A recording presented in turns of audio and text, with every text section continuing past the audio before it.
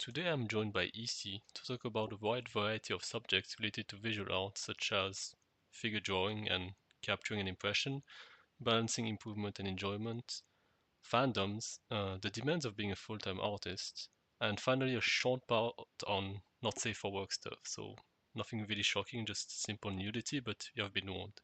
It's around the 35-minute mark and it lasts for 5 minutes, so feel free to skip it if you are not interested in this. But otherwise, please enjoy. Alright, so hello everyone, and today I'm joined by EC. Is that how you want to be called? Yes, I can be called EC, or I can also be called Rayleigh.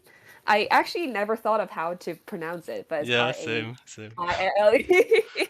Anyways, yeah, you recognize that. So yeah. Yeah, it's one of those online things where like you only write it and you it's kind of weird to hear it be pronounced, you know. But yeah, Yeah, because like I rarely do calls with people online because I'm just there to scroll or there to text. So like people would just text me back and that's it. yeah, Like I just stop that's there. actually a huge intention of mine for why I'm making this because I'm kind of tired of scrolling. I just kind of want to chat. Yeah, I think a yeah. podcast is a good excuse to like talk to people and share their work Yeah, as well. exactly. Exactly. And I feel like it's more like it feels easier to talk. Yeah, yeah, Because like I feel like if it's just sometimes it's just a call because you need to you kind of have to read the room a bit. But if it's just like voice call, I get that sometimes I'm very bad at like sometimes like catching who is speaking or who is not speaking so that I can like speak up. You know, like a lot of these yes. micro things. But podcasts maybe it's a one-to-one thing, so it feels more the pacing is a little bit more slower and easy to catch up on. So yeah. Yeah, I really love cars as well. And what I really like is like sort of getting behind the scene of artists because like social media is really like it's all about results, you know, like it's all about finished works. It's kind of where you see Yeah. people post just process or mentality or like Yeah. struggle. Like it's always like super positive, but not in a good way, you know. It's always like uh kind of like sink or swim, where like they never really share their struggles and all that. So I also want to get the sort of Yeah. behind the scenes. So Hmm. um, with that context in mind, could you just talk a bit about your journey throughout, or just general trajectory, how and when you Yeah. started, and your Hmm. inspirations? Go ahead. Okay. Okay. For me, it's always bizarre that for so long I never really thought I have a chance of like being able to sit here and just narrate my whole art journey, quote unquote. Like, this whole idea of it being a journey. Sometimes like I feel like it's like it feels like if it's like my whole life. Oh, this is like my whole life journey because I feel like ever since I was young, I forgot precisely when. I just knew that I liked drawing things. Like I see something or I have an idea, and then my first instinct was, oh, I want to, replicate that onto a canvas or a paper. And I think when I was very young, I just liked doodling, as in taking up a pencil and then just drawing, creating a contour. Like, I didn't have skills back then, so I remember flipping out a few of my older sketches, and they're completely just very messy, unrecognizable scribbles that. Which is, I don't know what I was trying to draw at that time, but I really liked that process of having my pencil, like you feel your pencil scraping against the paper, like the textuality of it is something that I really enjoyed, and I was able to kind of, it feels like, I guess it's also kind of a creation that you feel like a demigod. Like, I feel like humans have this little Yeah, like, yeah, oh, we like it when we are able to create things. This applies to other forms of art, like let's say people writing stories and or people like creating music and and so on. So for me, it was just really just pencil sketching or pencil doodling. It wasn't even sketch. Like I couldn't even shade. It was just doodles, lines, arts, and all that. And I was young. I think I was the type to be sitting at home and be watching a lot of cartoons. Like I grew up in East Asia, so we actually consume a lot of like Japanese. At that time, it was like Japanese anime. There was a lot of anime that really influenced me growing up, and I really liked the style. Card Captor Sakura. It's more like it's more for young girls, but I really love those animation from the '90s. It was so beautiful. It's one of my greatest artistic inspirations as well, but also Western cartoons. So all that it kind of infused in me. Oh, there's this thing that's called 2D art or 2D cartoon, like it's specifically cartoons, and also Disney movies. Like I watched the traditional Disney animated movies, like the all those princess movies. But I really love The Little Mermaid and Sleeping Beauty. Like it's like when you look back, like the artistry of it is still there. It's very exquisite, and I just enjoyed that. So I think I as a kid, like we only have like home DVDs and all that. So I just kept on rewatching it when I was young. I just loved it, and I just loved being able to try to replicate it on paper. So that's how it started, like in a nutshell. But growing up, I also liked to. I think when I was younger, I was more active in imagining things or in creating stories, but I didn't write them out. I just want to draw them out in images. So that's like a unique thing because now that I talk to my other friends who are also creatives, they would prefer to write via language. But for me, language didn't. Like, I think when I was younger, I to express things through language wasn't the most preferable thing. Like I actually just my first instinct was again just to draw them out first because I feel like visual media it's something more immediate and therefore more intimate. Like that's kind of like my logic. But obviously this is a very individual thing. So yeah, I think that's just how I would rationalize it. Like that's how I would put it. But yeah, so I just really like drawing things out. And then as I grow up, I realized that this sort of like subject matter that I always depict in my art is it tends to be people. It's like landscape, like as in like landscape painting or sceneries, all that. It's not. I'm not really a fan of it. I tend to draw people more. Especially, I like capturing the character's gaze. Like this is like something I really really love. Or later also on anatomy and motion and all that. So as you can see in the screen, like a lot of them were actually just human figures. Like it always has to be like something that involves the body, which is very interesting when I think about it. Because now that I also like I made friends with who are artists as well, but I realized that people have different inclinations. Some people are really onto they love art, of course. They're artists, but they do something else, such as they like to draw buildings. Like I have a friend I don't know if this is a guy thing, but a lot of them like really love drawing buildings. I feel like they might be leaning towards the architect, like drawing the architectures. I remember like we hung out and then like there's a cathedral in front of us. It's like, oh, let's sit down and just like draw. And then he was really good at like capturing the lines, like the structure, the 3D structures of that building. Or Because like like trains. I don't norm know why. yeah, like that, like trains and all these kind of like very what's a word for it? Like it's something very angular, very geometric, like especially traditional, traditional buildings architecture. I was a little bit struggling because like I was so used to drawing round bodies that drawing a straight line is a struggle for me. But that was a kind of a good challenge. Um, but that turns out because he also does 3D modeling, so I could see where that direction is going. But for me, it's really for me, I what I really really enjoy is and what really relaxes me, and then what I think I'm really good at is capturing emotions or the impression of that moment, the gaze and all that. Is a little bit more I like to say that it's more transient. Like it seems it's less. It always feels like it's less concrete. It's more of an impressionistic thing because that's exactly what my mind wants it to be. Like my mind gets that very, very simple idea, which is is that spark, and then I just want to quickly relay that spark, relay it onto my onto the paper. I think that that's how I would put it. So one little struggle that I have, even till now, sometimes when I create art, is that I rarely have enough patience to finish an art.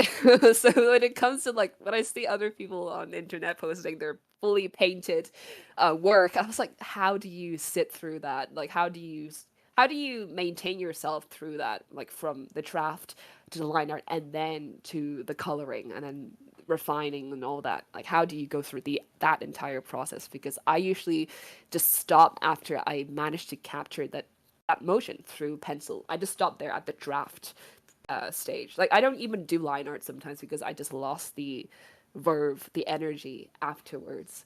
So I think it's something that I find really fascinating.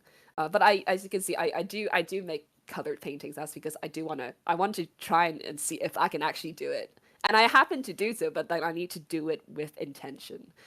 So it feels very different from when I just sit down and say, hey, I want to draw.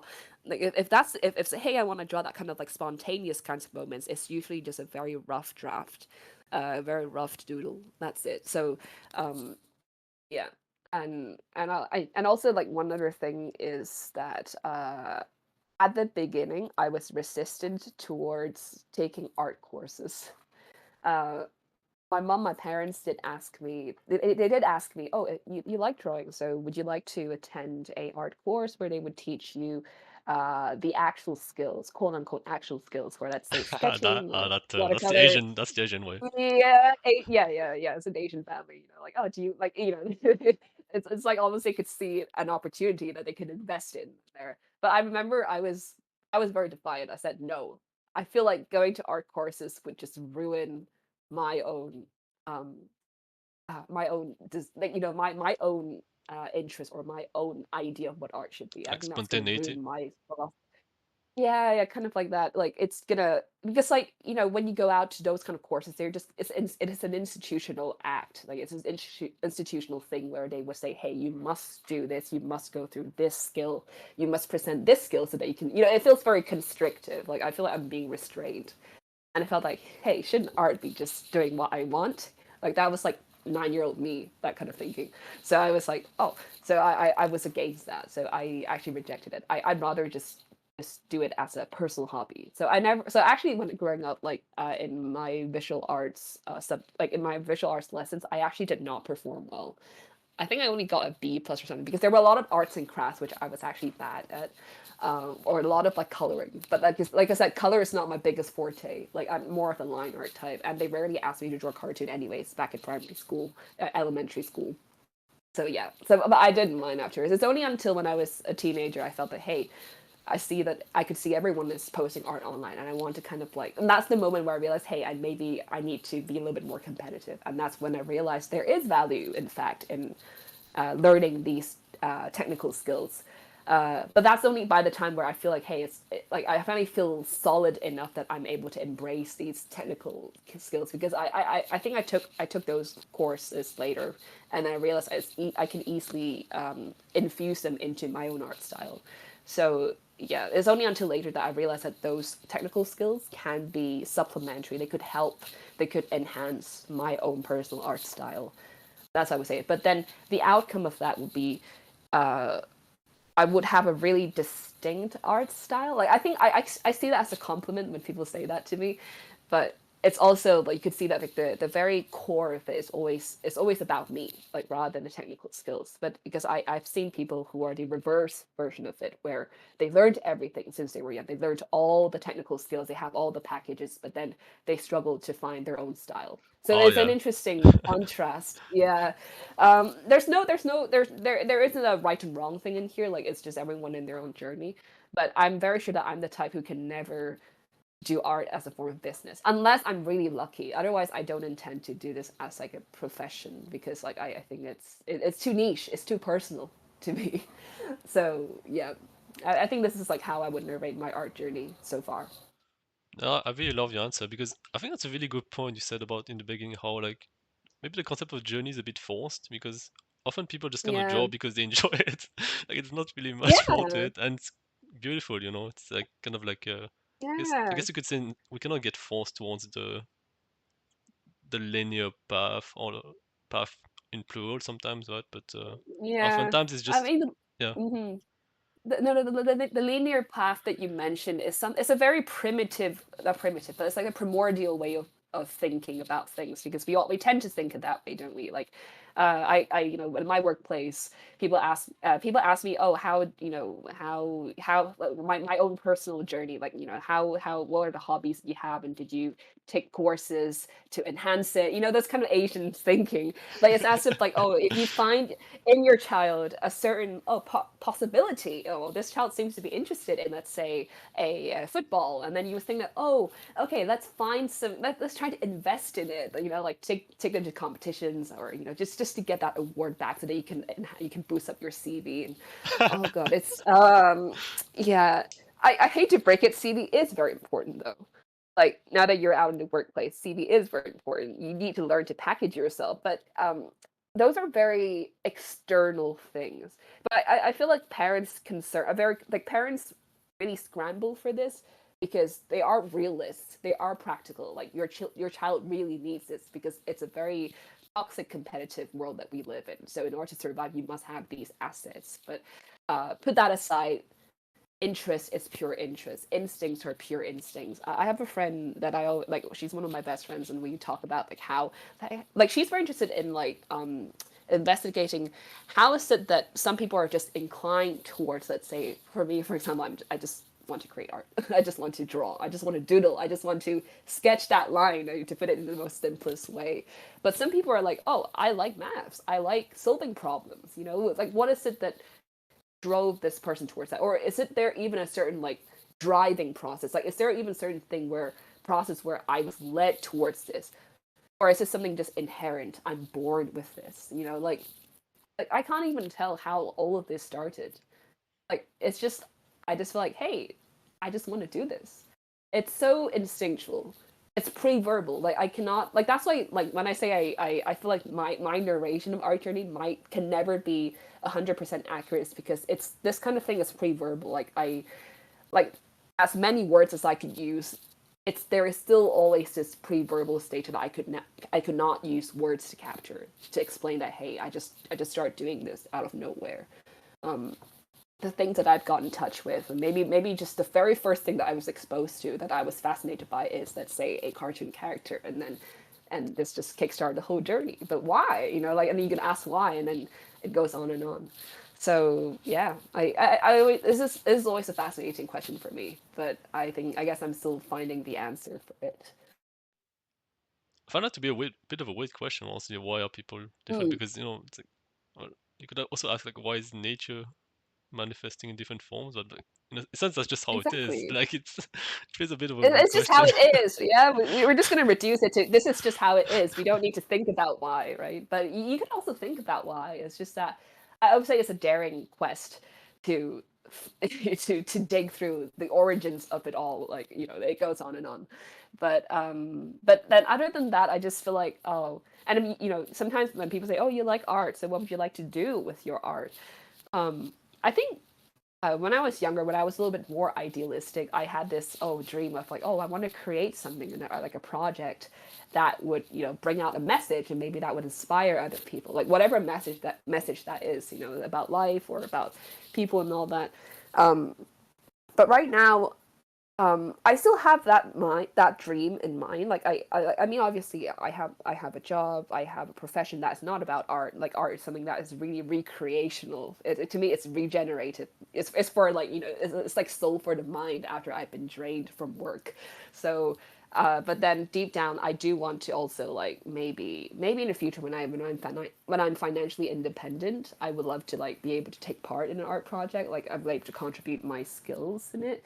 The only issue is because I would say maybe I'm semi self-taught. I'm not completely self-taught because I did took some art courses to learn, you know, sketch or anatomy and all that, but I'm also semi self-taught because I just figure out my own art style throughout the way.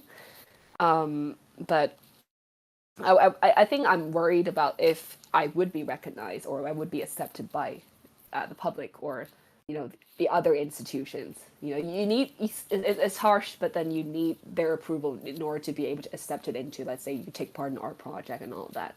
It's a very technical thing to be concerned about. So yeah, like this is just a current thing that I have in mind. But other than that, I just enjoy art as a hobby. Fandoms keep me alive. Otherwise, I feel like maybe I'm just too bored. Yeah, and also like I actually would like to take a note on the painting that you're showing right now. It's like this is made on. You see the astronaut and the baby. Yeah, beautiful symbolism, by Yeah, the way. yeah. I feel like it's kind of accurate to what you just talked about. This one is actually this kind of painting is a little bit like an odd one out of all of my other images, because this one was based on a kind of like a student like uni led art competition, which is, you know, students join it and then we'll see who gets the prize. Like there's like a first prize, second prize, third prize, and there's a given theme for this competition. And I think for this the theme was sanctuary. So I Oh, think it was the first time that I drew something that is not out of fandoms or something that's a little bit more abstract in terms of idea. Because for this one is my idea was just I was trying to like draw a linkage between the kids' umbilical cord and then there how astronauts also have a cord like that so that they could get attached to yeah, the yeah. spaceship, I think. So I feel like there's an interesting connection there that we are like we are still at some point within this vast universe we're still very vulnerable or very innocent or in need of protection in the sense that we are worried about our own survival, just like the kids, like just like an infant, that like that. So something like that. And so yeah, it's my first time doing the whole digital piece, and at that time I wasn't exactly that familiar with Procreate, so I was actually surprised that this got shortlisted. I didn't win the prize, but I got shortlisted, and this was actually exhibited in my university's like there's a gallery and all that, a temporary gallery, but all the shortlist pieces were exhibited there, and this is also one of them. I was really proud. Like it was a milestone for me, but I I was surprised I got the prize because I think I spent only like 2 nights just scribbling all the stuff on it. I was most confident in the astronaut because I really like the patterns, the black and white ink and all that. Before the baby, I really just scrapped it. It's just you can if you can tell. Yeah. So yeah, I'm getting so Kim like Jong Gi vibes, honestly, from the astronauts. Okay, just the Kim Jong Un, general. Yeah. yeah, Also, yeah. I I really also really really like the enjoy. contrast between the two, uh, baby and Yeah, astronaut. I think this was like a positive accident because I didn't realize oh this looks well. Like I wasn't thinking that this is going to look well. I was just thinking, oh, let's just see, and then it just turned out like this. And then yeah, and yeah, the astronaut one is definitely Kim Jong Gi. Yeah, Kim Jong Gi is really one of my favorite artists because I feel like he is what I aspire to be, to be honest, because he is most well known for his ability to draw things out without having to rely on a real life reference. Like most of his works were already like muscle memory. This is what really like amazes me. Like obviously he also started by drawing per the references, but then gradually he has kind of like assimilated. He has kind of like known what to do.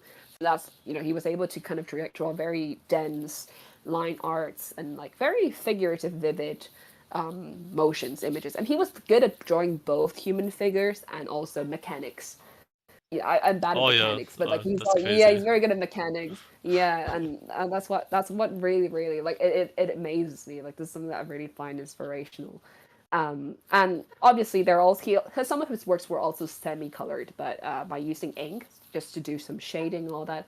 I really like that style because it's more obviously it's more comic ink wash based, but it also kind of like reminds me of Asian style of art because for Asian style of art, we rarely paint the canvas fully. We have a term called Liubai, it's in Chinese Mandarin, but it means to reserve white space, basically blank spaces. Because in traditional East Asian art, like a lot of them were actually just you just draw that figure out and that's it. You leave the blank spaces for the just for the viewer's own imagination. So it kind of creates the vibe. It's usually about depicting a very elegant or a very meditative kind of vibe. So by leaving blank spaces, you create that effect. And I think it's very different from like let's say Alphonse Mucha, which is also one of my favorite artists. Because if you go on to Alphonse Mucha's art, let's see, it's completely adorned. The whole canvas is completely adorned. There's colors this and there. There's geometric patterns this and there. The whole figure it's bright like it's very delicately colored. There's full of color. It's full of color at least. So it's that kind of vividness, which is very different. It's just different artistic styles or artistic philosophies, which are both very, like I admire both of them, but they're very different. So I think for me, I like to say that maybe I like to draw inspirations from both Western and Oriental styles. I'm still trying to find a balance in between them. But fun fact, Alphonse Mucha is also the inspiration for a lot of anime. I realized I read an article and I realized, Is that hey, true? like I What think the it was heck? at least it was a massive inspiration for the 90s anime, especially for the 90s anime that I watched as a kid. It was called Captor Sakura. Oh The yeah, tarot yeah. card, like, so basically in that anime, it's a magical girl anime, and the protagonist wields a bunch of cards that has magical spirits living in it, and the cards all appear in form that is exactly similar with Alphonse Mucha's, these kind of like pillar. That makes So no imagine these sense. are all tarot cards. It's yeah, it's a very you can see clearly that the cartoon, the creator took inspiration from that clan, CLAMP, that's a creator. They took inspiration from Alphonse Mucha's style. Um, it's muse. It's the painting of women and all that. We have also like a genre of this kind of painting back in Oriental art as well. We have a style. We have a distinct kind of painting that portrays women as a subject matter. But obviously, they're not nudes. They're more like they're draped in clothing and they're very pretty to look at and all that. Like Japanese art, there's a lot of like these kind of like paintings of women, and also for Chinese art, and I'm sure many other East Asian arts as well. Yeah, but I thought Alphonse Mucha's like painting of women is it's iconic. I think for me it's very iconic. It's just there's something mythical about it. Like it almost feels as if they're like adorning. There's almost a sacred quality. Like you are Yeah, yeah. worshiping this beautiful feminine figure. And yeah, I mean, as a girl myself, absolutely love drawing female bodies. I feel like for me, male bodies, when I try to draw it, um it feels more um you don't know it just feels it's just that, but I think for female body, I guess it's because of the curves, which usually the models display those curves. It's more enjoyable. Like, drawing the curve itself to me is something that's very enjoyable. So yeah, these are two paintings that from a live drawing session that I took part in. um yeah, it was actually a real life model. And it's funny though, like I feel like in my live drawing sessions, because those live drawing sessions were held every week, and occasionally there were male models. um but I feel ultimately I still like drawing women a little bit more. Maybe this is a personal thing. Like, is there a thing where women are more preferable to be, artistic models than I men? think I'm not so. sure. I think so. Yeah. Is it so? Like, I wonder why though. Like, like, what if, like, why wouldn't it be the other way around? Where, oh yes, we enjoy drawing male models. Like, I'm sure the Greek statues, like, they depict both, Greek gods, male gods, and female gods, goddesses equally. But I'm not sure. It's just my own speculation. Or maybe it's I just the general Yeah. style of like figure drawing that forms that. I'm not sure. That's a good question. Yeah, I see what you mean there. Yeah. Maybe, or maybe like I kind of just see a pattern in that. Like, female bodies are more like, I mean, some people would jump in and say, oh yeah, the female body is sexualized, blah blah blah, and like that. But I feel like Or maybe it's in literally just because of the long hair. Maybe it's literally just that. I don't long know. hair, well, Because I guys love can drawing have hair. long hair Yeah, yeah, too. I guess, yeah. Yeah, I love long hair as well. But yeah, I feel like it's because of the female body, like the body itself as a contour that's more curvy. It's less muscled. But I feel like for artists who want to practice muscle drawing, they probably go for male models. I feel like in a truly artistic space, it's equal. Um, it's supposedly equal, but I mean, people have different preferences. Maybe I just like drawing women more. But I think now I got into fandoms, I also draw guys, but I also draw feminine guys. Yeah, I noticed Which is that. so embarrassing. It sounds embarrassing. Oh my god. Yeah. Anyways, yeah. Okay, it's two characters from Genshin. They have long hair, but they're guys. Um, I originally they're like, I think in the original franchise they all have anime looking like appearances, but I want to change that into something that's more semi-realistic. So I think I took this chance to see if I could like add semi-realistic features to them. I also dared a little bit because one of the characters, well, he has melanin, so in a way, and his name is, I think, it's kind of South Asian, so there's an implication that, hey, maybe like he doesn't have those like traditional, oh, not traditional, but those typical white European names. Because like when you come to drawing semi-realistic faces, I find that the template for that's always very Eurocentric. There's always Eurocentric facial features. But I want to tweak that. I want to depict other, probably other ethnicities or races and all that. So I'm not sure if I did this well. Probably this is my earliest one, so I did not depict the guy on the right very well because I want him to have like a little bit more of a hooked nose, and I feel like hooked nose are underappreciated.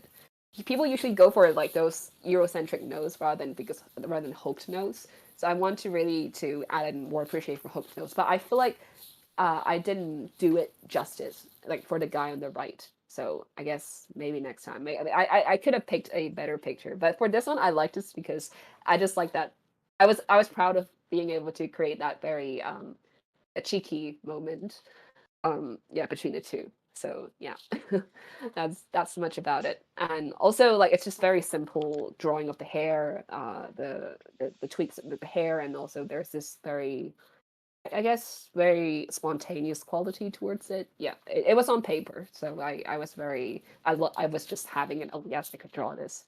So yeah. How long have you been drawing digital, by the way? Like, and how do you feel about Uh, the switch and the for contrast? uh digital drawing, I downloaded Procreate. I think 3 years ago. 3 years ago.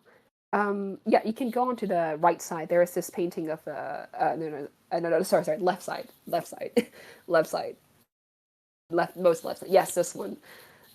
Basically, at that time, I downloaded like Procreate for the first time, and I really wanted to be able to be very familiar with it, but I think it took me some time to really learn how to use those painting tools. So for this one, for example, this is like a very prototype kind of like Procreate painting I used to do. It was based on a theme on like bodies, like it's kind of like gender dysphoria, like about the body and all that. And you can see I was trying very, very hard to do that shade, like that kind of like that that transition of coloring under the lighting Yeah, yeah. kind of thing. But it also appears as very The sketchy. gradient. You know, the coloring appears as the gradient. But then the painting also comes out as very sketchy. So I guess this is one of the earliest prototypes I was trying to do. But then now on Procreate I do color, but I just use I just do very firm colorings. I just color the whole thing rather than doing shading. So I'm still figuring out my way in trying to incorporate line art with a better style of coloring. So yeah, but for Procreate right now for line art, I'm completely fine because Procreate has a very good way of um, mimicking a real life friction that you would feel when using a certain type of pen. For example, pencil. The Apple Pen, in fact, they're able to recreate that. So it has really helped me in being able to get used to drawing on a digital canvas. But I would say that like, ultimately, the best medium is still traditional pencil drawing on a paper. That's still the best thing For the ever. lines, you mean? Yeah. Uh, sorry, what? Sorry, is For the lines or for everything? for lines, Yeah, yeah. and also Agreed. for watercoloring as well. Like it feels different. Watercoloring on an actual paper, like watercolor paper, is different because it feels more tangible.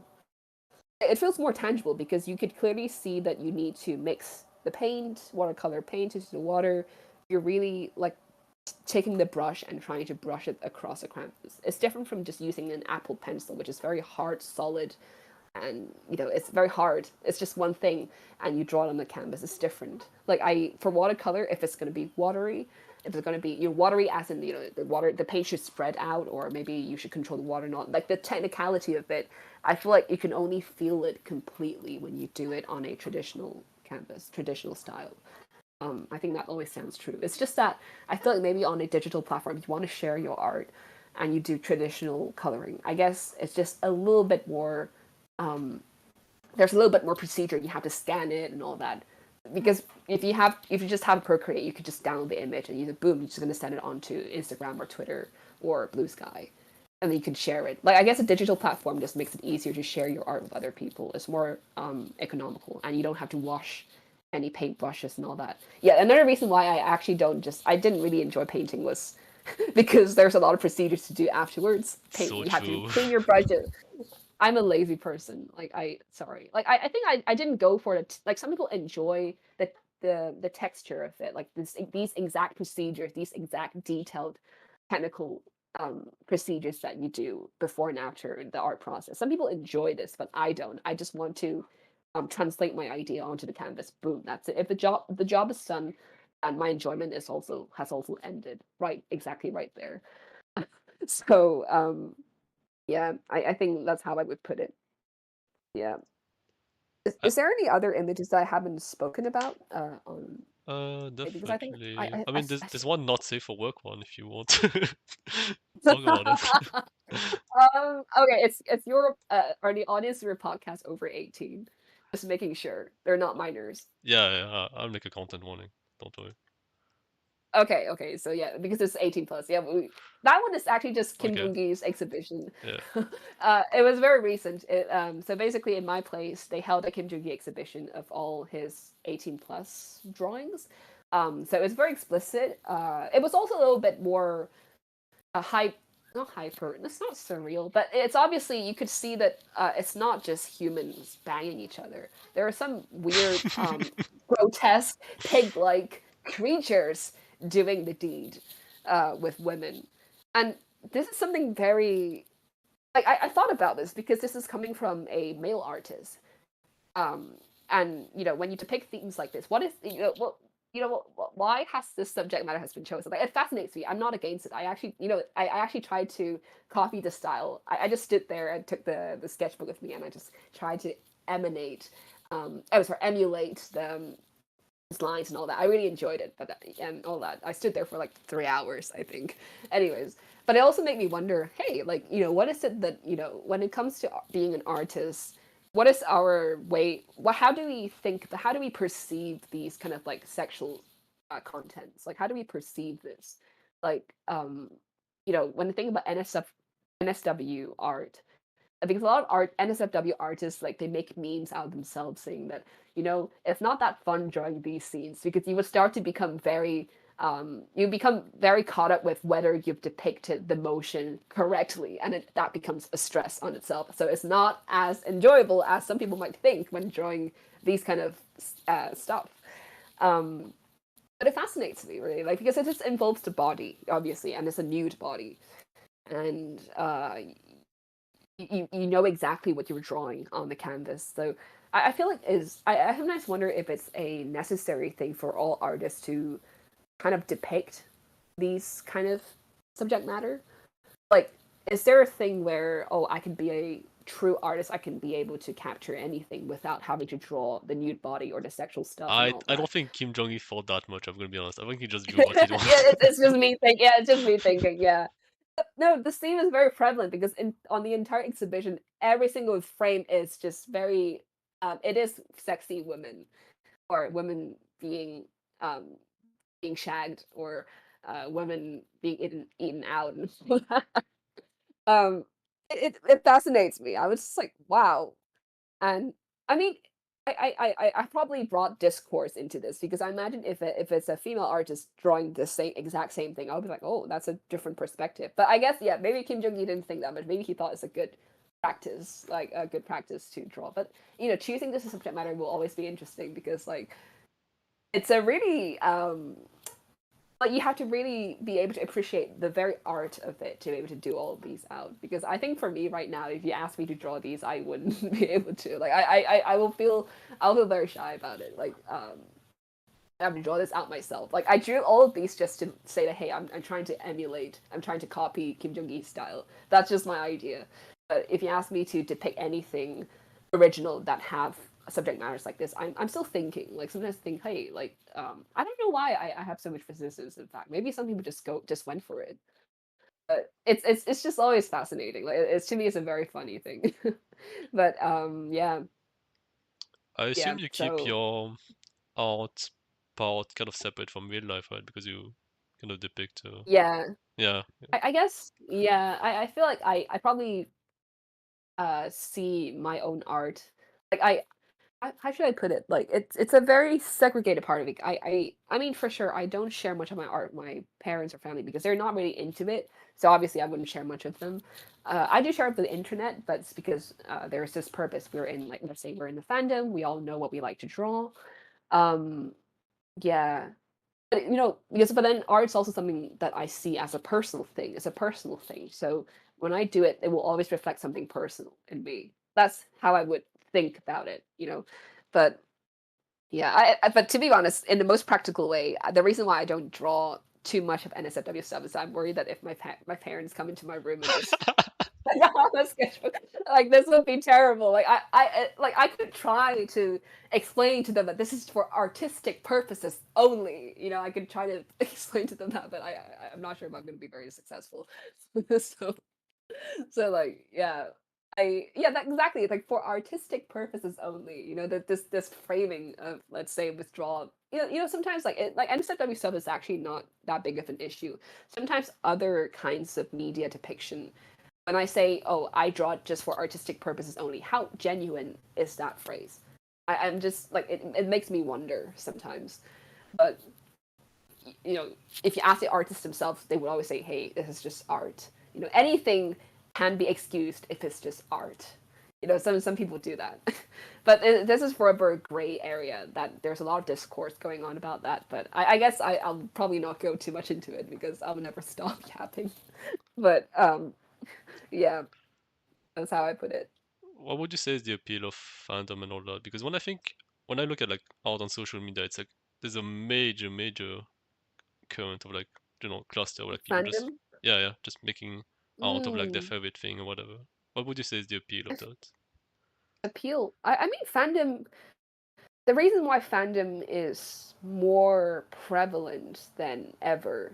I mean, let's talk about how fandom started. Like fandom, the first fandom, if I'm correct, was Sherlock Holmes fandom at that time, like in the early 20th century. Like that was one of the Really? earliest forms of There was fandom. nothing before? I think so.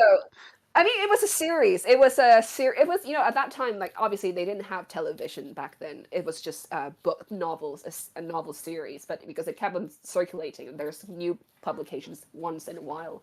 That is, people see it as a continuation, a continuative thing. So you can always follow it. So fandom has this. It encourages people to follow it. It's like, oh, I follow this series. I want to keep on waiting for updates from it.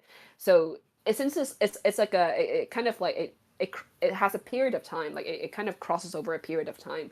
It keeps you waiting, so you want to keep on like say, hey, what, it gives you a lot of space to think about what if this character, like you think about theories about this character, you think about, oh, what if this character has a different opinion about that other character. Like this is all how it started because it just sparks inspiration. It inspires us to think, or to it gives us that time to think about. This is the most, I think this is the most original form. I feel Then like you you have could Star Wars. argue.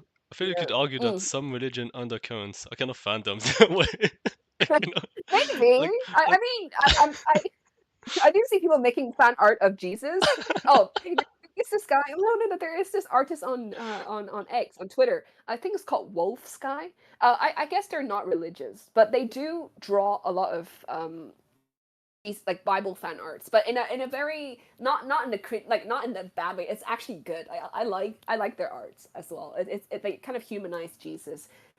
He's just he's God, of course, but he's also a boy, a carpenter, and then all that. And there's all this very shenanigans, depicting shenanigans with his family and all that, with Joseph and Mary. Like, it's very interesting because, like, oh, Bible. Oh yeah, Bible can be, Bible is qualified enough to garner a fandom. Like there's nothing wrong with that. In fact, like that can happen, and maybe it is happening. I just don't know. But for fandoms right now, I feel like fandoms are very, I think fandom has taken on different definition right now. Like you have fandoms for 2D media, for fictional media. You have fandoms for actual boy bands, K-pop, or even fandoms for celebrities and all that. It's always like a worshipping, like you said, it's a worshipping act. Like it's almost as if they were like figures that you could dedicate your own sentiments onto. I think nowadays I'm just active on fictional media because I actually have an issue with idolizing real life people. I have an issue right now. I used to be a yeah, K-pop fan. I used to be active in I K-pop see what you fandom, mean. but the K-pop industry is very problematic. I don't want to engage in that kind of fandom anymore because I feel like there's ultimately something very it's something like I find it sick to idolize someone, a real life person, and maybe even ship that real life person with another real life person. they probably don't have anything in real life, but you just enforce your fantasy on. I don't like that because it involves real life people. But for fictional media, fictional characters, I feel like you're entitled because they're not real. They're literally there for you to characters for you to put your creativity on them, and you can people write fan fictions, people draw fan art. I think that is a very good way of exercising. Hey, what if this character has a conflict with that character? And all that, and people kind of like express their own ideas through whatever media they have. I think also one thing is that fandoms has been the backbone of a lot of like just young adults or people like me, like who is working, who is very tired from working. So we need something to a certain thing, a certain medium to dedicate our sentiments on, because maybe we're too busy with real life, like the real life, that we need something fictional to boost it up to. It's kind of like feeding us is like soul food like that. Like I kind of see it that way because especially for people because people always loved stories. Like whenever like whether you're a cinephile, you love watching movies, you like reading stories, or we all like stories, and fandoms are all about we want to draw more we want to be more inspired by this very franchise, this very ongoing story that we're following. So yeah, so I think fandom has that exact power, and also because I think in the current age, when everything is on the internet, everyone's online, chronically online, me included, that we want we want a certain community, but then in real life, we couldn't find any third spaces because, like I said, we were consumed by work. If you want to hang out with friends, you have to pay in kind of way. Like you have to go out. If you go out to restaurants and eat, you still have to pay. You go to a new venue, you have to pay, unless you invite them to your house, of course. But all of those things, we're more reliant on these like these internet spaces, internet fandom spaces to support ourselves. Like you feel like, hey, maybe there is a bunch of people spread across the world who are still in the same group with the same common interests that I have. Like maybe we really crave that thing, that community, that sense of community, and fandom is able to satisfy that. So I think there is a reason why fandom is more and more prevalent. Like that, like it is people's source of pleasure, source of enjoyment.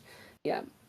Yeah, I think your So answer I was very think. complete. I think there's also this aspect I just thought about while you were talking is about like how it's like a more active form of participation, just watching passively, but it's also not so like Mhm. out there that you literally have to create your own story from scratch. Like kind of like this intermediate Mhm. point where you're kind of Mhm. tethered to something which is already made, but you're also kind of Mhm. more actively participating than simply someone who is just watching. I think yeah, like because like I feel like even if you're not a quote unquote creative, like even if you don't actively, let's say I actively write, I don't actively write, or I don't actually draw, maybe I'm like I don't have a talent for that. I feel like being in fandom allows you space to discuss with people at least. Like you discuss with people about this. You can do character analyses, or you can just like buy merch. All of these are nonetheless engagement. Like whenever there is engagement, there are other members involved. Like even though this member might be just a internet friend, like okay, this is maybe a little bit of like a debatable area because like the people that you involve with might be people that you've never met in real life, but you kind of know that they exist because fandom on the internet is like that. It's kind of like a replacement of back then when we used to have internet cafes. I'm not sure if you heard of that before. Internet cafes. Wait, don't you mean cafes? Like, what do you mean internet cafes? Cafe. Yeah. So, okay, I'm not sure if this is common in your place, but in my place or Oh, yeah, maybe in yeah. my I see area, what you mean. Yeah. But go ahead. Go ahead. there's this actual cafe that people can go to. There could be strangers going to it, but then there's it was back in the early '90s, early 2000s when the computer was still a big block. But people go to those cafes, physical cafes, and they meet up with strangers or with friends, and they hang out in by using internet. Like that at that time, it was still you were interacting with real people. But nowadays, with such advanced technology, we are just talking to a user on the internet, but you probably never met them in real life. Like for example, even between us, I've never seen you in real life. Like but I only heard Yeah. your voice, right? You only heard my voice. So exactly that. Like it's like I feel like these days, fandom has elevated to such levels of quote unquote communication and engagement that I feel like it kind of changes the idea of contact. it changed the idea of interaction, or it changes the very notion of what it means to be part of a community, because now it's an intangible way. To be part of a community can be in fact done in intangible, like non-tactile ways.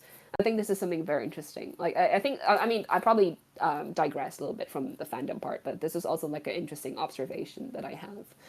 So yeah. I mean, the point of podcast is to digress, so this is not at all a problem. In yeah, fact, this is a great thing. yeah, yeah, yeah, So to come yeah. back to So like specific questions, I wonder if you have ever had this phase where you talk about Kim Jong Gi, and I remember having this phase where I was watching this guy, and I think I kind of got like influenced in a bad way because I was not really good, but I was kind of obsessed with mm. this idea of like drawing without reference, what people call Oh, drawing with imagination. drawing about. Yeah, and I was Yeah, just that's really so. bad at it. I was just really bad at it, and I was not learning I anything. mean, And so I was thinking if you ever had that kind of phase in your life where you were kind of like not really learning, you were kind mhm. of like in a weird creative phase where, yeah, you see what I mean? yeah. Yeah, yeah, if it makes you feel better. I also have that ego issue. Like I feel that, oh, Oh if yeah, you demand me to drop a reference, you're insulting me that you're kind of implicating that I don't have enough skill. Like there's this ego resistance. Like I get that. I used to go through. I mean, I still go through sometimes, but I kind of like reframe that as, hey, let's try if I could draw it out from muscle memory. Like that's how I would reframe it, so it becomes something positive. So even if I fail, I would say, oh yeah, that's just an attempt. At least I tried. But I feel like ultimately, if you want to, like, it depends on what your aim is. Because let's say you're creating a work and you really want it to come out as, let's say, anatomically accurate. So accurate in terms of anatomy. You want it to be accurate in terms of that. Then I would always recommend using a reference, because like, or if like, because it helps, like it really just helps you in the process. Like unless your aim is to say, oh, I want to train my muscle memory, then try to draw without a reference. But afterwards you will still probably need to open a reference to see if what you've drawn, which is unseen, is accurate or is proportionate to its real life subject matter. Like I think reference will always be it will always be relevant in some way. But I feel like don't be too strict on yourself that, oh, you know what, like, oh, don't you don't have to force yourself to draw up a reference every single time. If you feel like, I just don't want a reference, then just don't do it. Just don't use a reference. Like, see what your aim is when it comes to drawing. Like if your aim is like, hey, I want to practice my observational skills and want to make sure that by observing and drawing I could make something that is accurate, then definitely have a reference on the side and just draw it. And then maybe after that, you could say, hey, let's try a muscle memory test. Let's see if I could just draw something out from scratch. You could do that too. Like, I think both are useful. They don't see these with reference or without reference as antagonistic against each other. They're not. Like, they can be complementary. It's just like you just kind of like just shift between them whenever you feel like. But at least that's how I put it. But I would say that yes, drawing with a reference does humble you a little bit, but I would see that as a good thing. I see that as a good thing because there's always space for improvement. There, like even for me, like I'm not like perfect and everything. I have a lot of space for improvement, and I haven't drawn in like weeks. So I guess I probably regressed even. So I need reference sometimes to remind myself, hey, let's just get back, like just get back the memory. Let's just retrain that memory again, so that maybe someday I don't need to painstakingly find the perfect reference. I could just draw it out whenever I want. Like that is the ideal place I want to be at, and I'm slowly driving towards there. So see it as something complementary. Like drawing with reference or drawing without reference, they're both helpful. Just depends on the context and your aim, the situation at the time. So yeah. yeah. Thanks for the answer. That's really great Yeah. balance. And I think now that I think about my own general art trajectory, I think I know why I kind of Mm, try to move away from reference. It's because the way I started to draw was so like rigid and a bit uninspiring. I learned. I don't know mm, if you know about Draw mm. a Box. Like it's a site Draw where, a box. yeah, it's a site where basically it's a course about like learning how to draw, and you start by literally like Oh. learning how to draw boxes and like in 3D perspective. And so there's like this Oh. massive exercise where like you have to draw. over the course of several weeks, where it's not just once. Oh, You have to draw like oh, 250 boxes or something. It's oh insane. no. And That's exactly what I feared in yeah, those yeah, kind of art courses. That's why I rejected. exactly. I resisted This is how I security art started to courses. draw, and I think nowadays the instruction is very explicit that you should know this should just be a complementary of your drawing, right? It shouldn't be like Yeah.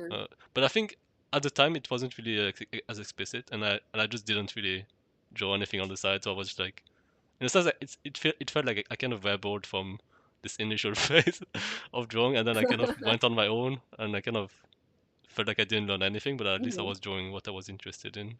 But Yeah, now I I'm a think bit that's more very balanced. important.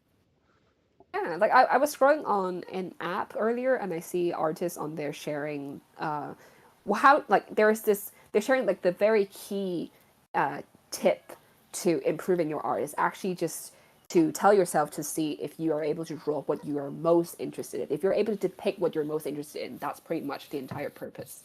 And that's how you would feel motivation to even draw more because you keep on seeing yourself manifesting what you would love to see on paper or on canvas. I think that is such a truthful thing because that's exactly with me with my case as well. I just want to see characters coming into life, like even if it's just an incomplete cartoon character. Like if I've only drawn their torso, I've only drawn their face, but I was able to capture that very thing that I want to present on paper, which is maybe a certain emotion, or a certain smile, or a certain like gaze, and that's it. And I think like that's what keeps me going. Like obviously there are times where I have to be say, hey, let's go for the other, let's try to train yourself through techniques, let's try the techniques and all that, try to improve the techniques. So that probably isn't the most enjoyable process, but I see that as helpful for me. But what really keeps me going was because I will always go back to small moments where I just draw and I see what I like on paper and boom, satisfaction. Like this is that process that keeps me going. So, things with like courses with draw a box. I feared this when I was a kid. That's why like You I don't just draw rejected boxes, it. by the way. You also draw like animals and all that. Yeah, I don't draw boxes. Or But it's like always simplified as boxes and cylinders and all that. But I assume yeah, you but it probably is helpful though. It is helpful because it trains perspectives. Like right now, I wish I've learned more about perspectives, and so maybe right now I will have to start drawing boxes. yeah. Like I maybe yeah, that's time for me to draw boxes. But always make sure that your core, like I mean, especially if you're just a hobbyist artist, you're not doing this as a career, then always prioritize what you love most in art, like what you love most in a drawing. What do you want to bring out the most in the drawing? That's the core. Anything else, techniques, draw box, like those kind of harsh trainings, they're all complementary. They're there to help you. They're not the main thing. Like if you have this, if you've had this mind map, then I think it's very easy for you to sort out. Hey, at this moment, I want to try this, so let's do a reference. Let's do a reference sketch. Or maybe this moment, I want to be spontaneous. Let's do a non-reference without reference sketch. It's very flexible. Like don't restrain yourself. Like you're not meant to be restrained. When it comes to art. I've seen so many artists, like well, not so many, but a couple, and it's kind of Mm, sad to see mm, how like they get into art and they basically treat it like a mm. job, and they just focus on Yeah, technique all the time, and they never really yeah, ask themselves what they want to draw. And it's a bit sad to see the yeah, trajectory because it's kind of predictable, right? yeah. Like they kind of like start losing interest, and then they Mm, feel like they're not good enough because that's the only thing they care about is being good enough, and then they kind of quit over mm, time, or like they kind of start to hate art, and they might still do it, but yeah. it kind of becomes sad. Yeah, it's a very harsh system out there that when you go to an art institution, I don't know. I see it. I think I'm reading an excerpt from A Little Life. If you know that novel, there is this one excerpt I mean it's a very thick novel. It's called A Little Life by I forgot their name. It's a Japanese surname, but it's a novel in English. But there was this excerpt in it that talks about a certain character's experience when it all started with them liking drawing as a hobby. They'd like to draw as a hobby, and then eventually they got into the art institution to see if they could like enhance that into a career. But then turns out, in the art institution, all they did was very regimented, trainings, draw a box, those kind of like trainings. And if you're not accurate, you get very poor marks, you get criticisms and all that. It's constant criticism, constant correcting and all that. It's very restrictive to the point that they actually they feel soulless. They feel their soul has been stripped off. Like that very spark that made them want to do art has been blown out like that.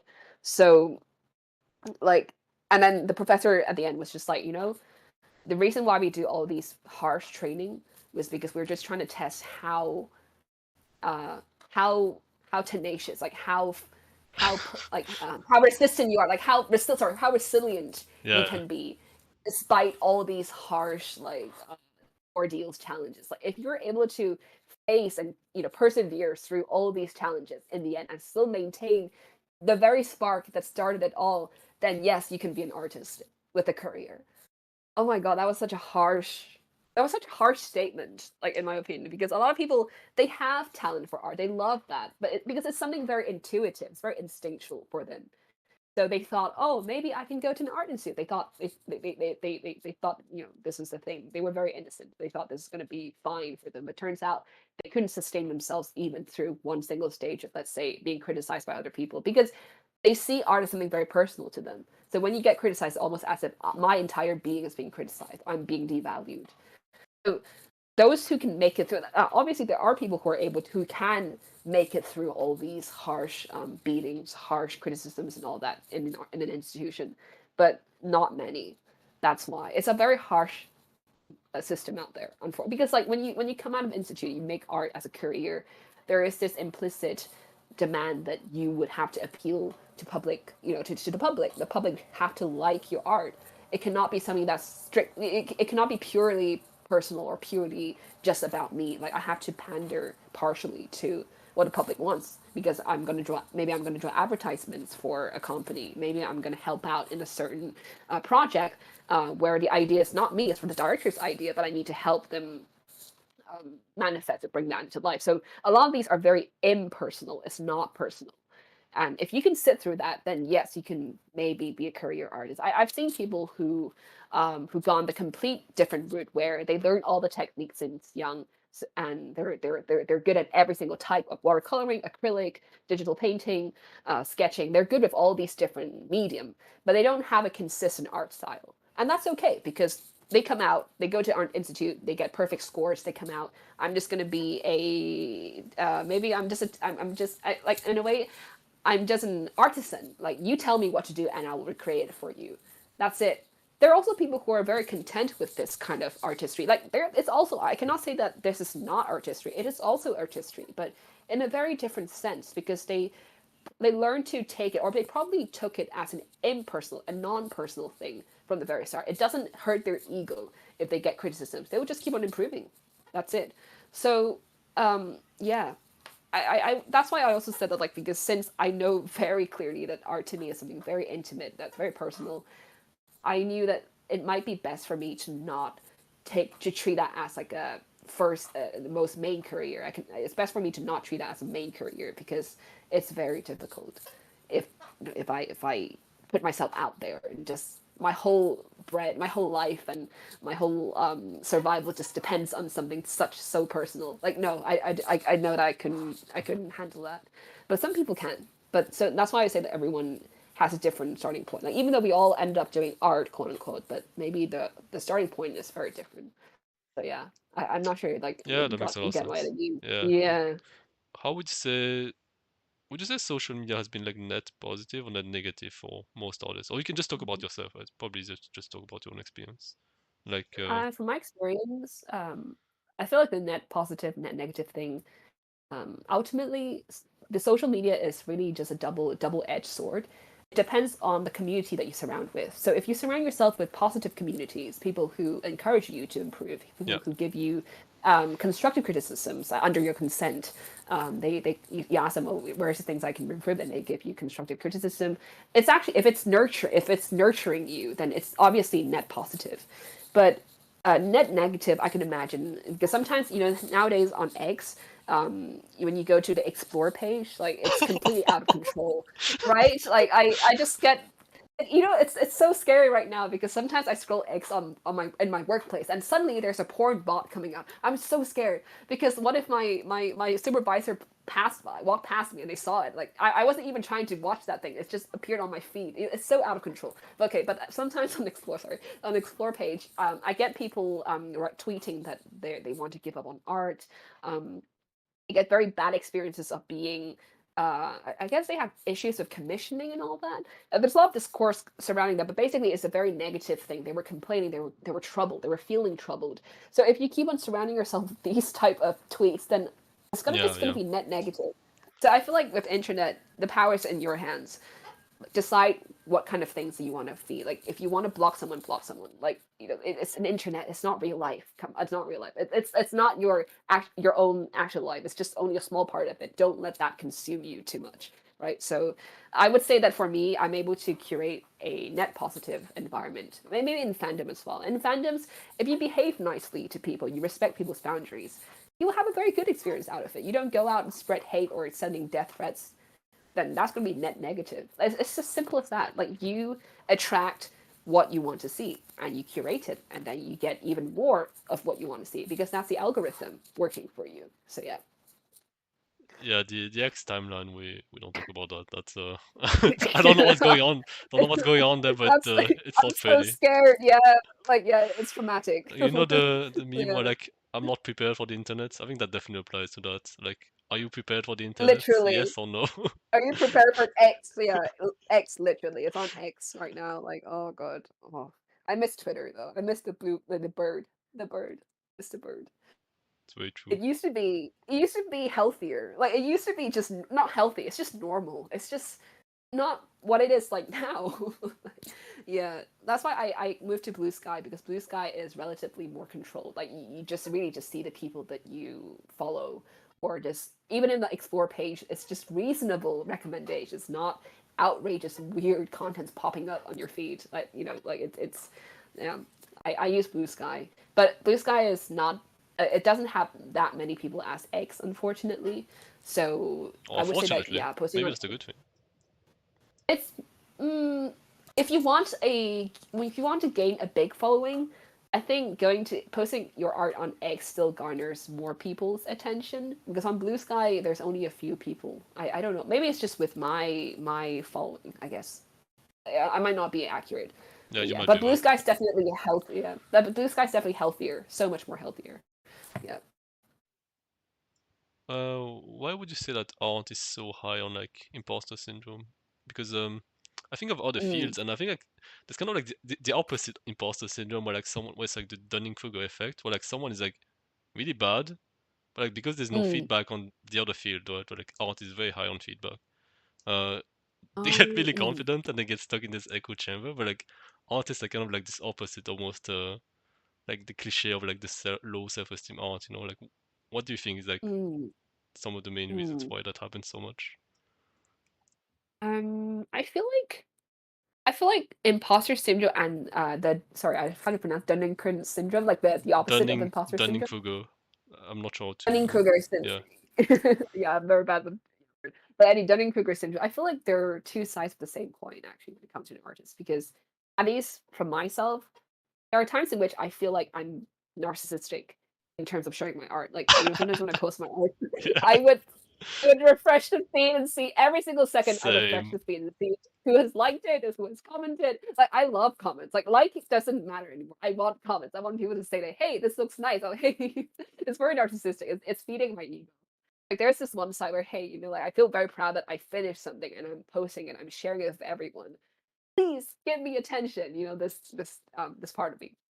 And then there's this other part where I'm very aware that I'm not the best of the world. There's always someone better than me, and there's someone better and better and better. Like it goes on and on and on. And I and the reason why this concerns me is because I always want to be better. Like I want to like I have this ideal trajectory ahead of me that I know that hey, this can be done even better. So I keep on comparing myself to other people. This is such a normal thing that we do. Like if you want to be better, then you will have to find someone better than you, and you compare yourself with them to see you know what is missing maybe in your art. But in that process, maybe somehow you start to become a little bit impatient. Maybe you've been doing this for maybe half a year, and maybe nothing has changed yet, and then it starts to make you scared because it's a competition, and competition always, like, even though it's a competition that no one declared, there's always this implicit time limit in it. You know what I mean? Like, you always feel like you're rushing. There's always like a deadline that you're rushing against, even though you don't really have a Yeah, yeah. deadline. But then I think that kind of creates a pressure, and then you start to feel like, oh, why am I not improving? Why am I not doing that? You start to feel worried, and then maybe that's how it breeds that imposter syndrome. That, maybe I'm not that good. Maybe I should stop being that. It's two sides of the same coin, because I fluctuate between these two states nonstop. Like, on one hand, I feel like, hey, I'm pretty good at fine art, and then on the other hand, I was like, oh, this is just it. I'm just this. There's nothing more I could do.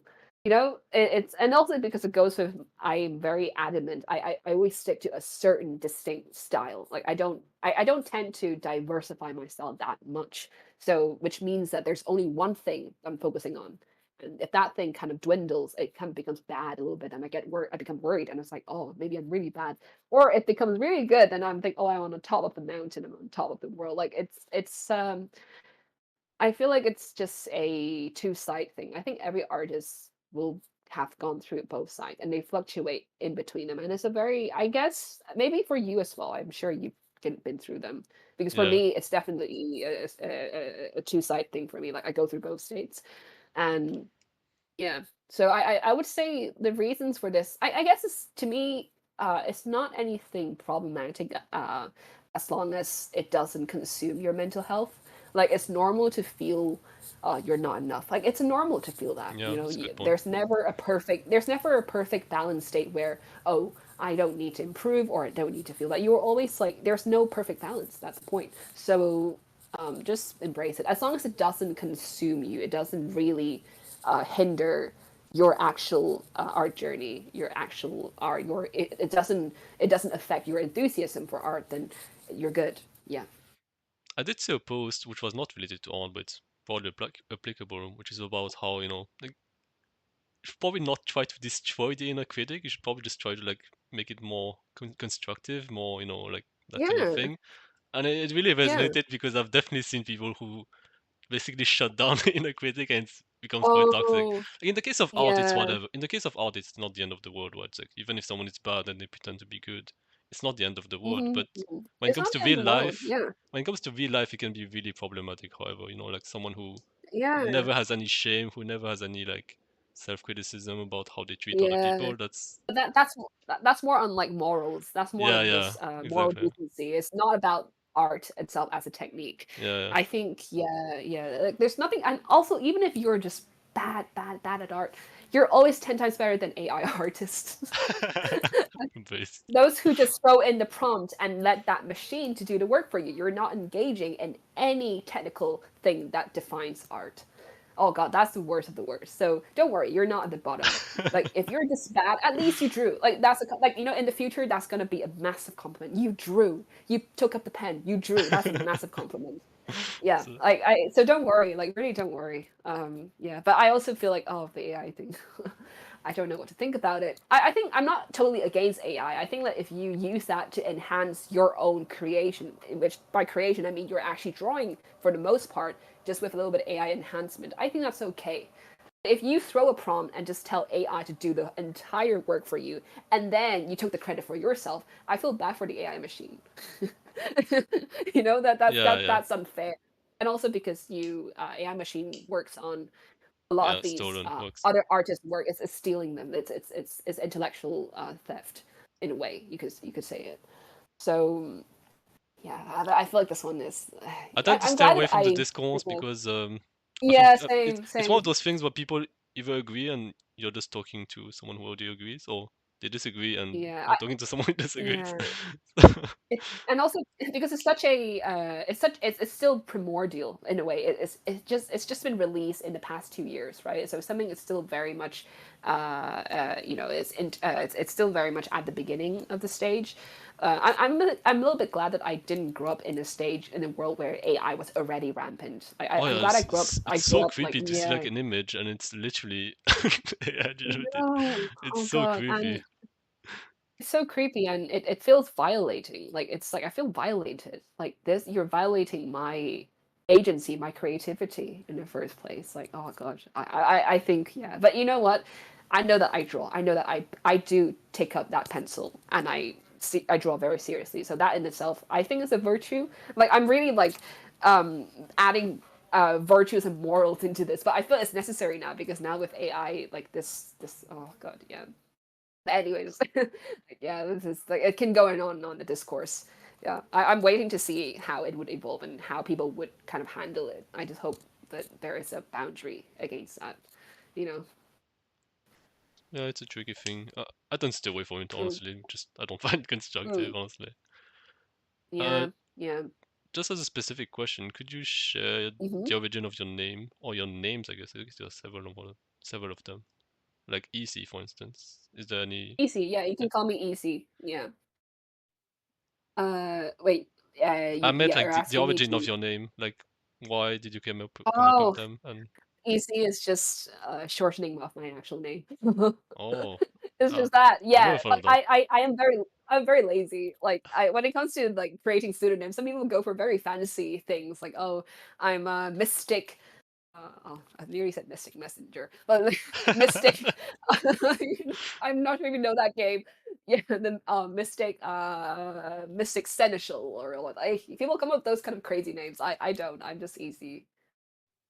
Ely, whatever. Yeah, it's just my name, but like it's just been it's like anagram, sorry, an anagram of the name for Rayleigh.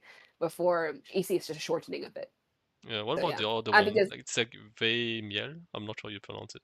Your name whatever on you Twitter. pronounce it, Yeah. whatever pronunciation will always be correct because I don't have an official pronunciation, but it's just an anagram of my name, actually. So I'm Oh, very that's lazy. clever. Yeah. Yeah. Yeah.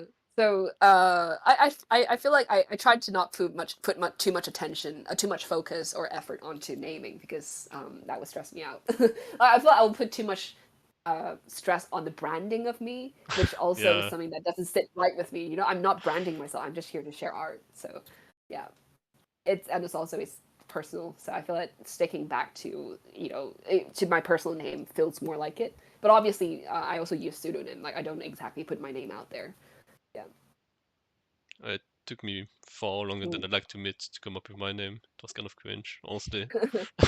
How I did went, how did you come up with yours? Like I remember you shared that before, but I forgot. Like how did you uh, come up with yours? I'm not sure. Well, first of all, it took a lot of time, so it's hard for me to trace back the history. I think I just wanted something that like was short, was not too far away from a Mm-hmm. real world, and like was Mm-hmm. also unique because if it's not unique, then it's hard to search, right? Uh, Mm-mm. so like I wanted something close to a real world, and then so I took a word in French, and then I just changed it a bit Oh. because Oh. I didn't want to have some type of like creation because that's hard to remember if it's completely created, Yeah. and I didn't want something, Yeah. but I didn't want something that was just another word because otherwise it would be impossible to search. You So know, it has the same trouble as creating passwords, right? Like you yeah, create a password and I just forgot afterwards. You know? But yeah. But when I look at your name, is it incolore? Like I hope I'm pronouncing yeah, correctly. Incolore. Like I thought it's like a merging of ink and color, right? Like I feel like, oh, yeah, it's a yeah. very artistic, artistically styled name. So like I like the implication of it is it's quite good. Like I like it. It's very it focused on the artistry and of all things. So you could kind of like guess at the type of stuff that you would be invested in, stuff that you'd be invested in. Like I think sometimes names do carry the personality of the very person, I mean, one of in your names is any way. literally Master of Works in Progress, isn't it? Like on Twitter. Yeah, yeah. This is like my ultimate, my fatal flaw because I keep on just starting new drafts and forgetting the old ones. It's like me abandoning my children. I'm very bad bad at managing my art. The problem is that because I finished a draft, I finished line art, and then boom, I do not have any more patience for it. I do not have the energy to continue. So yeah, nowadays I try to push myself down and say, hey, let's finish this painting before you move on to the next, in case you lose that spark. So I try to, but sometimes I also just I just post whips and all that. Like because I also have I'm also very busy in real life. But sometimes there is a like it's only another week later that I will be able to get back to the line art, and then by that time it's too late. Like I lost the spark. Like I have new ideas I want to commit to, but yeah, maybe that's why it's hard for me to finish a project because it just makes me think like should I make art my career? Like if that's the case, then I would have full time to work on the project and maybe just really turn all my works in progress into finished Yeah, stuff. that's a good point. But you know, but then on the other hand, I don't really think I'm suited for, you know, being a full time artist. Like not yet. Maybe in the future. Not yet. Not Yeah, right now. for Yeah. sure. It's the kind of thing you probably need experiments with, you know, it's like you can never know until you Yeah. cross that bridge and all that. Yeah, and also in this economy, I feel like if you're still able to be a full time artist, maybe you really have very solid financial background. I'm being honest. You have to be a full time like if you're a freelancer, you need to have good financial background, fundings and all that, and you're able to manage everything through. But for Yeah. me, I'm just a hobbyist, so that's a complete different scenario. So yeah. By the way, I don't mean it as a criticism because I noticed this because I Hmm. literally notice that all the time in my own work. Just like, you know, you have like this really beautiful arm in the sketch. Arm. Yeah, you know, Oh, wait, like oh. all the shapes on the arm, like you know, like the curve and everything is well defined. Oh. And then when you go back Yeah. to the finished work, you see what I mean? Like there's this I flattening know. that That's happens. because I know it It flattens happens it. Exactly. it You see, happens like all it's the indeed, time when I do yeah. it. This is literally my life in a Serious. nutshell. That's so real. Like, I struggle with this all the time because the thing is, I didn't do enough color practice. That's the problem. I didn't do enough color practice. That's why I'm not sure if I it's about ended up color. I think it's spoiling it. for me it's more about A like shading. for me it's more about like the line on the initial one is like full of energy, you know, as you said, the spark of Yeah, creativity. exactly. But then when you But refine it, it's kind yeah, of like a bit lost because you're no longer inspired. That yeah. happens to No, me all the you're time. you're very spot on with this. Exactly. I was very disappointed with the outcome. It was so bad. I was like, oh, I hate this. But I feel like this is the thing, like line art, because I've been doing this my whole life, so I'm very like I'm just like yeah, I can just do it straight away because I like it, and also because I like it, I keep on doing it, and because I keep on doing it, it becomes something very natural. That's why it's natural, it's vivid, and you know it comes out all that. But for coloring, I didn't like it because it was too it's just too annoying. A lot of procedures, washing the brushes or mixing colors. I hate that. And then I didn't do enough practice. It's an ongoing cycle. I think for me nowadays, I try to kind of like curate, cultivate a motivation for myself that hey, I want to improve coloring. I want to learn more about color theory. I do this by thinking about people who really just love mixing colors. Like, what is it? What's something so magical about mixing colors that got them into liking it? So I try to see if that could happen to me too. I try to kind of like think in their shoes. So to see if that spark could be transplanted into me as well. When I did this, I obviously really just hated coloring, but because I was like doing illustration for like a prompt, and the prompt said it has to be a colored piece, so I just scrapped it up. Um, Nowadays, I did go to art courses, and I did try to see if there's any technical stuff that I could take note of, and you know trying to learn to use lighting and shading, light and dark, or different color complementary colors to enhance a certain 3D type of shape. Like, and also it also goes back to you having to know anatomy well, especially in this painting because it's a human body. The human body has obviously got muscles and all that. So when it's put under lighting, you need to be able to grasp the the curve, you know, which comes with the gradient accurately. So that also demands your knowledge of anatomy. So once again, it's a all rounded thing. So that's why with coloring, it's so much more complex. There's so many things are being taken into account. Your Yeah. anatomy skills, actually, your color theory, your sketching skills. Sketching as in you know how to create the gradient between light and dark. That is also very crucial. Like there's so many factors that and they all have to be trained at the same time. And composition So too. yeah, composition as well and all that. So I don't tend to rush this. I'm just gonna just do a little bit of practice as I go. So maybe eventually I will also be able to, you know, I'm able to create something that's colorful but also lively, not dead. So yeah. By the way, this wasn't a jab at you. I just this is the thing that jumped me because I literally see that in my own drawings all the time. Like the initial sketch is so full of energy, and then I draw it. Yeah. Like I do the Oh, finished that's lines, and it's like everything becomes flat. yeah. Yeah, it's a very common thing. It's a very common thing.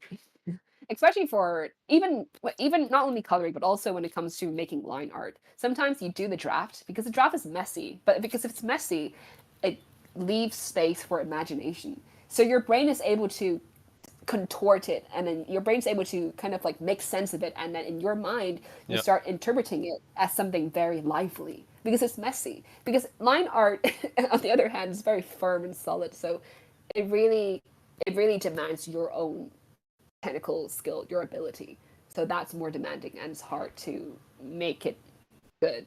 So yeah, but which means you have to do more practice. You have to practice more, like, but not in the harsh way. Just encourage yourself to try more.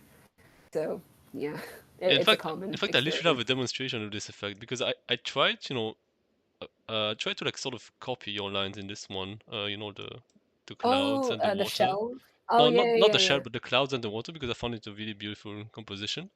And I can show you if you Mm-mm-mm. want. It's not a very pretty, it's not a very It's pretty okay. result. It's okay. So you It's can, okay. okay, here it is. I appreciate your attempt. Here's my Oh, attempt. is that Aphrodite? Oh, that's I Aphrodite I didn't have Venus. anyone in mind. I just wanted to draw a woman. Oh, But yeah, goodness. it's one of those things where I think. Do you know this effect where like you try to draw something organic, like let's say a tree or. Mm, And I think mm, what I did was like I looked at your lines and I kind of tried to copy them instead of like mm, mm, drawing them more organically. So like mm, if mm, we try to compare, I think your clustering, for example, like how you cluster your mm, mm, lines and so mm. on, it's a lot more Yeah. natural. Whereas mine is just kind of Mm, mm. erratic. Like I didn't really have any. I didn't have No, any like no, no, no. yeah No, I feel very honored by your I feel very honored by your attempt to draw mine because it's I really appreciate that. But I feel like for you, like there's something very good about your piece, in fact, because it's the composition. Like it's like yeah the distancing between the figure and and because you can see like the sea level is it's not completely flat line. It's a yeah little bit tilted. That actually gives off a certain authentic quality towards it. When you step back and look at it as a whole, it feels natural. Like I could say there is something very natural about this. Likewise, but of course, if you want to like nitpick, whether the clouds or the waves or the lighting on the waves, in fact, the lighting on the sea waves, whether it is as natural as possible, um, I would say that when I was drawing my own piece, I did not follow a reference, so it was purely from memory of what I think a oh yeah shimmering yeah. sea waves are. So it becomes very once No, I again, see it. No, I I see kind of it. Yeah like yeah, like I kind of just drift down towards a intuitive stage. I just use my intuition to think, hey, maybe in this part there's more darkness because maybe there are clouds blocking the sunlight, so it will appear darker. So if it appears darker, then there are more clustering of lines, so it will appear darker. And then some other parts, because sometimes ocean like sea waves have foams on them, so it's white, it's yeah bright. yeah Then I'll just leave it blank, or maybe not leave it blank, but as in like I just kind of like lessen my strokes on that area, but also as a whole. But then while you are drawing one part, you're also keeping in mind that there are other part of the canvas that are waiting to be filled. So you have to like in a way I think I was just like minding my strokes, my lines, while kind of have a rough idea of how it would progress to the rest of the canvas. For example, for the sea, the way I feel like when it comes to nature, the reason why it's helpful is because it helps you it kind of helps you depict natural things. How do you say that? It helps you depict things in a nonchalant, like in a very natural, like almost in a offhanded way, but yeah it yeah comes off as effective because in nature irregularity is key. If you get what I mean, irregularity is key. yeah yeah. Of In course. nature, you have a tree growing out different branches. They don't really have they're not robotics. They're not robots. So they have like spontaneous branches or spontaneous clusters of clouds or spontaneous clashing of the waves. It's irregular. It's regular. So irregularity in itself is something very. Think of it as something very spontaneous, and it's good because, like you said, if you really if you hated references, then drawing irregular stuff like this will be enjoyable because you will just have to use your imagination, intuition to see, and also it's sea, it doesn't really have a lot of different facets. It's just the sea. So you just have to fill whatever that the waves are on the sea. So you can just randomly say, oh, this part I want to add more lines. And also, I think in your drawing you add little angles on it, right? Like the angles, but I would say maybe your angles a little bit too. Yeah, There are exactly. too many. That's Yeah, exactly there what are I too was many. thinking. It's like, yeah, I know. There's like a little, like I should maybe, have like I definitely used the mean, reference. It was maybe I no, kind of no, rushed no. You it. don't. Maybe you don't need them. You can just imagine there's a sea breeze blowing through this across the sea surface. So Yeah, if there's just one or two sea breeze across the surface, then maybe there's just only one or two. They're more sparsed out rather than different angles exactly. clustered together. I didn't really Yeah. notice. It's one of those things where like I could have only noticed it if I tried it because I think I've kind of been on a bit of autopilot mode in terms of line arts because I noticed that a lot of your Oh, decisions are quite different from mine. Like for instance, oh, really? even just the way you draw hair is quite different from mine. I had to change that a bit. I usually don't draw Oh, hair this I mean, way, even like this. oh, I mean, you don't have to change it for me. Like, I Yeah, mean, but like, it's just one of I those feel things like, where like I want to learn how someone else draws because it kind of helps me seeing oh, how I draw myself because it gives you like a mm, mm, contrast, mm. Because as I've Oh, said, I, the way you draw clouds, for instance, is very different from how I would draw mm, it. And so like it kind of mm. teaches me to be outside of the autopilot's usual style. I, I would say though our clouds are roughly similar. They're roughly similar. So Yeah, it's just that maybe in your clouds, there are some little the darker parts could be even more darker, so as to yeah, contrast against the white part. That's it. yeah, That's yeah, about it. And maybe the clouds don't have to fill the entire horizon. There could be a little bit space between the sea level and the clouds. It's about balance. So yeah, if this area has more of element A, then maybe next to that area there could be less of element A. But maybe further apart, maybe you can bring that element A again. So it's never like I said, irregularity is key. So don't think of it in terms of geometric terms. Don't think of geometry when it yeah, comes to drawing exactly. clouds or seas or mountains. The only thing that is very solid is the contour. That's it. Or even for mountains, like they don't have very fixed contours, just like random bumps, lumps, and all that.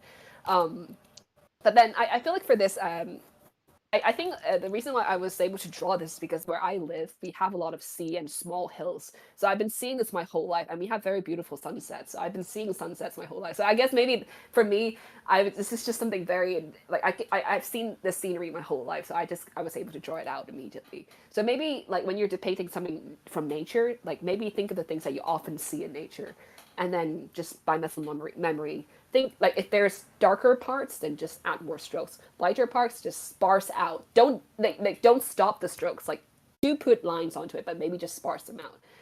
Then you could create that gradient. That's what I learned from sketching, the technical sketching. But Yeah, then yeah, I feel like you could also, even if you haven't gone through that technical training, you can still use the same rule and see if maybe, oh, this turns out better than the previous one. I think it happens that way. So yeah. it's definitely one of those cases where I just have no experience with landscapes. I've just been drawing people for so long now, just like even Same, without a same, background. same. Same. Like for this one, I think sea is the easiest type of landscape to draw. If you ask me to draw like streets or buildings, because that involves perspectives, oh Oh my yeah, god, yeah, I dread it. I dread it. But yeah, it's a different one because for perspectives, there is a technique in which you draw the line, which is there's a vanishing point and all of that, like all lines stretch out, and then you fill in the blocks into it, and the blocks will eventually become buildings. And then yeah, that forms a perspective. But yeah, but to me that's like drawing math graphs. yeah. That's what When you you do mean. It's very mathematics, mathematical. Yeah, and it's interesting because I used to believe in this stark divide between arts and science, but now the more I do art, the more scientific it actually becomes. Especially in Western art, like it's actually quite scientific because you're trying to capture that very subject matter as accurately, as realistic as possible. So that involves observation, that involves trials and error. It's still a very scientific process, when you think in loose terms, of yeah, course. yeah, yeah. Yeah. So it's not really like I find this fascinating. Like maybe I'm part of the STEM, just unofficially.